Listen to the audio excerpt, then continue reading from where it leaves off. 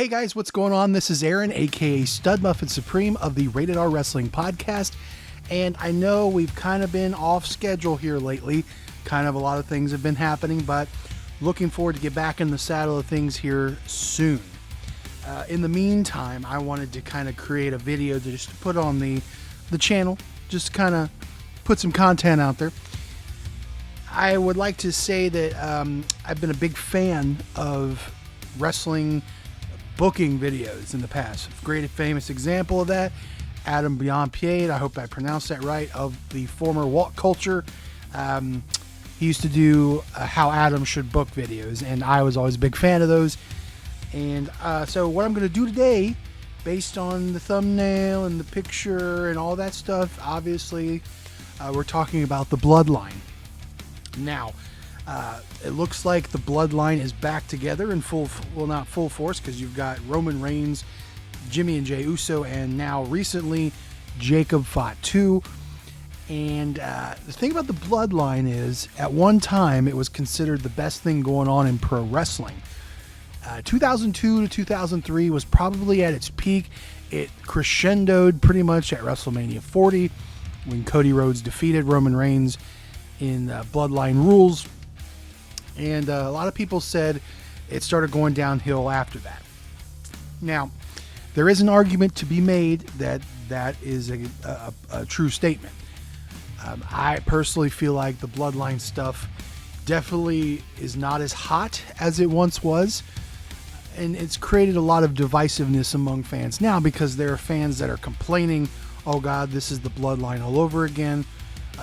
Now apparently they're going to be going after the MFTs and Solo Sikoa. So a lot of fans are complaining that this is just rehashing, Triple H doesn't know how to do anything else besides this Samoan stuff. And I understand that. That's a fair criticism. However, I would like to say that I think things could be different. I'm holding out hope. I feel like it's not going to be as it's presented. It just feels like it's too easy for them to do it. Granted, they've done the easy way out before, but I don't know if they're going to do it this time. But in the spirit of fantasy booking, and full disclaimer, I'm not booking a whole year. I'm not booking a giant, extravagant storyline. I'm just booking how I would book the new Bloodline, because obviously that's what we're kind of getting. And so, kind of up to speed, you've already heard me mention Roman and the Usos are back together, of course, and now Jacob is a part of that group. Now he was defeated by Roman at the pay-per-view, and now he must submit, and he did that on Raw. He bent the knee, as they said, and now acknowledged Roman Reigns and is now part of this Bloodline. And now they're teasing an altercation or interaction with Solo and the MFTs, which, granted, we've seen that before. Roman defeated Solo in Tribal Combat at the Netflix Raw premiere, if you remember. And the MFTs have definitely been in a weird place, because it's now just Solo, Talatonga, and Tamatonga, as JC Mateo and Tongaloa were sent packing. So that, like I said, created a lot of divisiveness with fans, that they don't want to see this. Now, I don't hate the Bloodline stuff as much as everybody else does. I actually enjoy a lot of it. I guess I have nostalgic memories of when it was at its peak. But so let's see, how would I book this new Bloodline? Well, I want to do something that isn't the norm, the status quo. I want to go against the norm and the status quo. This thing is going to turn left to Albuquerque real fast. What paper? There's the Night of Champions, I think, in Riyadh, or King of the Ring, or whatever it's called. The next Saudi show. And is there a pay-per-view between that and SummerSlam? I don't know. Let me double check. Sorry, I should have been more prepared.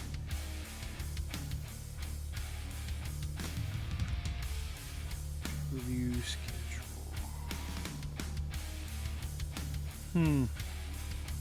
No, so there is no pay-per-view event in July.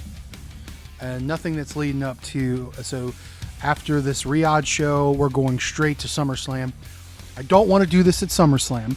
I don't know if there's a Saturday night's main event before SummerSlam or somewhere in between, but let's say for fantasy's sake, there's going to be a Saturday night's main event 2 to 3 weeks before SummerSlam. I don't want to do this a week before.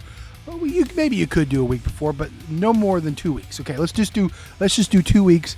They're doing a Saturday night's main event 2 weeks before SummerSlam, and at this point, we've already had the King of the Ring finals, so it's, in my opinion, it's like the more predictable thing. It's going to be Seth Rollins versus Reigns at SummerSlam. I would like to have seen Oba versus Roman at SummerSlam, but it looks like they're going to do the Brock trilogy and conclude that at SummerSlam.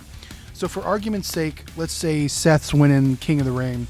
He's going to face Roman at SummerSlam, which a lot of people are wanting to see, and we're building up to that. But in the meantime, they're building up this tension with Solo and the MFTs because they're on SmackDown. The Bloodline's on Raw. We rarely get interactions, but Roman's definitely keeping his eye on Solo and the gang. And they're hinting at it, and eventually their paths are crossing more, and it seems like Roman's like, okay, we need to make them submit or annihilate them. You know, it's because Roman's starting to get into that. All right, he's getting, okay, I got the group with me now, because like he's called out LA Knight. He's calling out everybody on Raw right now. We're getting glimpses of that old tribal chief who had the power of numbers behind him, so he was just wanting to lay waste to everybody. So we kind of get that going, and eventually, and we don't have these two teams touch. We don't want to do that, but it's going to get to a boiling point where now they're starting to get heated with each other. We're having face-to-faces. They're showing up on Raw. They're showing up on SmackDown, and finally, we're going to get to a point where it's like, okay, we're going to have a match. We're going to have the Bloodline versus the MFTs. Now, I don't know if you want Roman to be in the match. He could, unless the MFTs get a fourth member, maybe. I know some people wanted Royce Keys, but I don't think they're doing that. But like, but anyway, you get the 3 MFTs versus 3 members of the Bloodline. And here's where we would shock some people. We would have this match advertised for Saturday night's main event. And we would advertise it, would it be the opening match or the final match?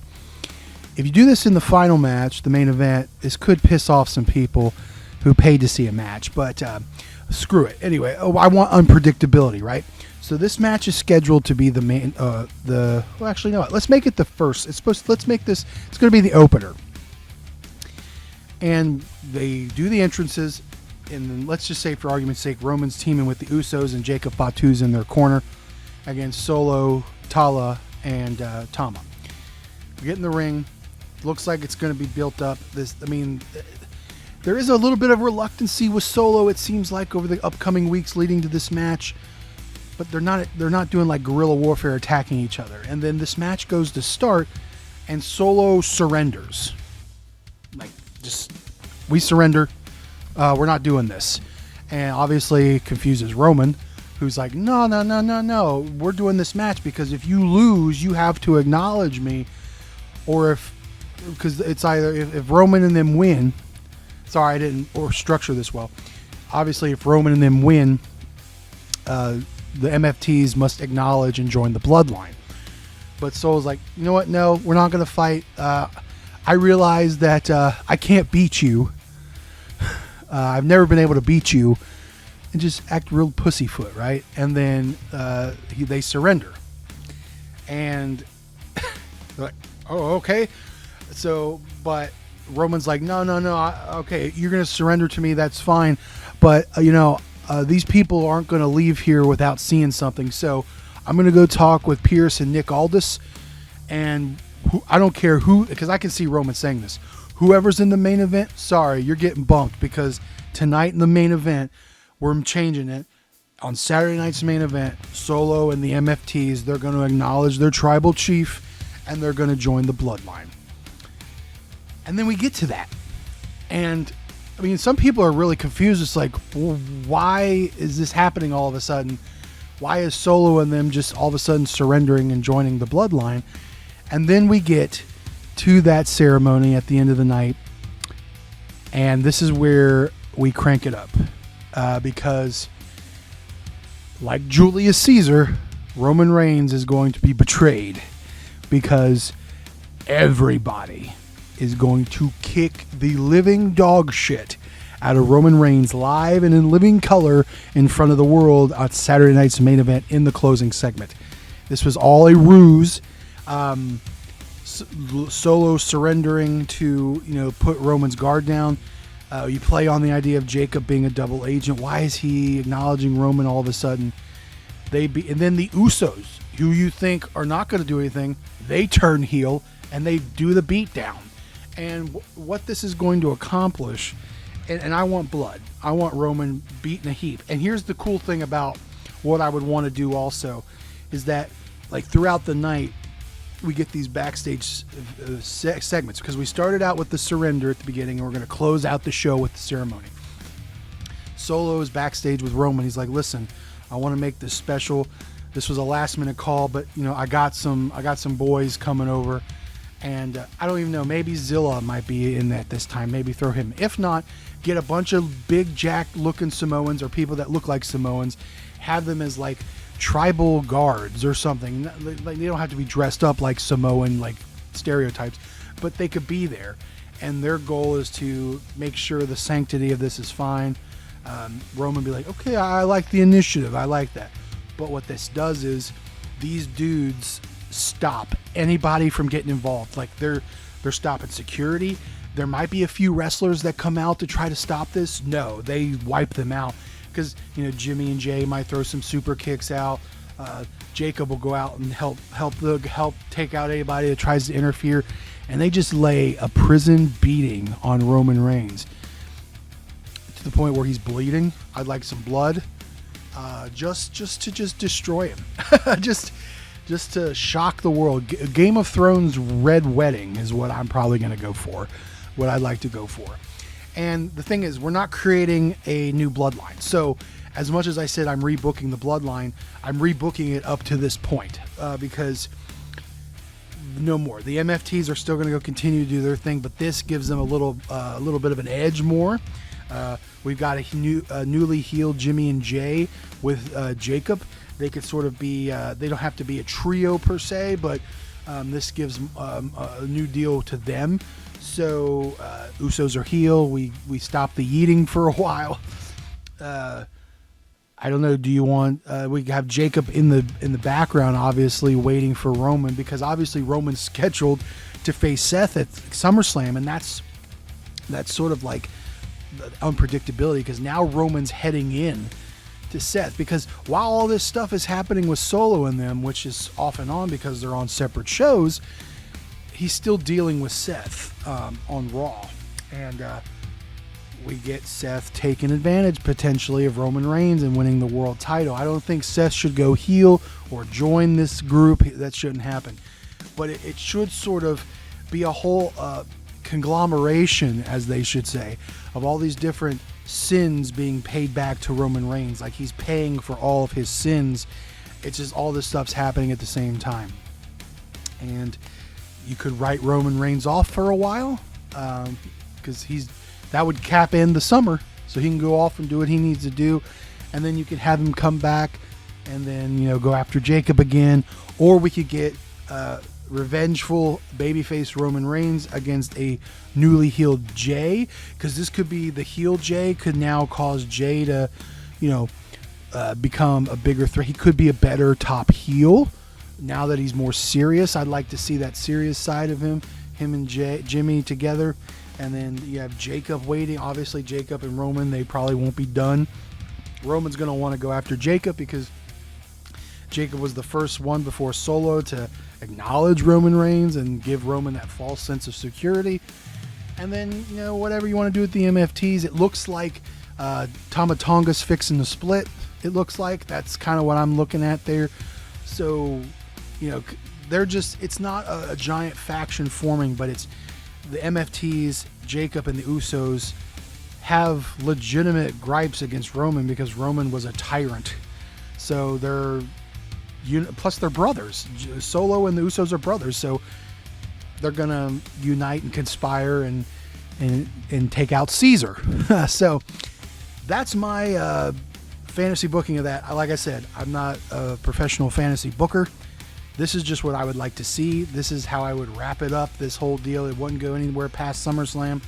But you guys let me know. Tell me what you think about this, what you would do different. How would you handle this bloodline? Would we even have a new bloodline? We're looking to do more of these hopefully in the future. We might do an episode of the podcast where we all do the little mini fantasy bookings. But I just wanted to put this out there for you guys. Not only that, we got the new Shure microphone. Wanted us to test that as well. So thanks for tuning in. Like and subscribe. Share this. Follow us on Facebook. Follow us on TikTok as well as here on YouTube. I am Aaron, aka Stud Muffin Supreme of the Rated R Wrestling Podcast, and I'll see you guys later. Throw up your ones for the Tribal Chief.